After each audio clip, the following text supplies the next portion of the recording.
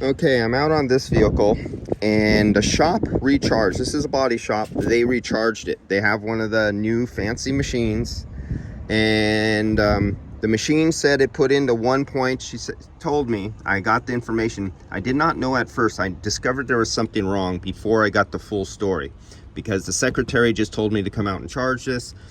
I put on my gauges and discovered there was pressure in here. And this is R134, and they have a R134 machine here, but every now and then they have problems. So I went into test mode and I started hooking up. I discovered the superheat was really high. I had a 40-degree, not subcooling, superheat. I always get this backwards. Superheat was really high, 40 degrees. I was barely getting cooling out of the dash, and I knew there was something wrong. I tested their refrigerant. At least it was 100% pure refrigerant with no air contamination. So that was a good thing. I just recovered the refrigerant, and 360 grams just came out, and it should have 730 grams.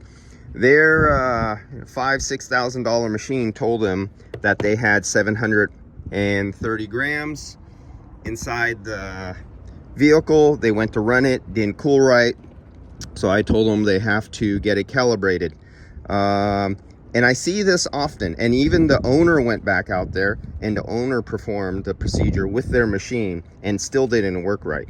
So this is something that this means it probably just didn't happen this one time because it was hotter weather. They noticed it. Probably many vehicles that they charged up are a little short on refrigerant, because this just doesn't happen overnight usually. And the weather has been cold here in San Francisco, so that means there's a lot of vehicles out there short on refrigerant, but their machine, because it's a dumb machine, tells them it is correct. And only because of the hot weather were they able to discover that their machine is not charging right. And this is why I don't like the big dumb box machines, because the technician just goes by what the numbers say. Numbers say this, therefore it is, and they don't know how to use their hands or their mind or their senses or their education, because they have no education on how to do the job.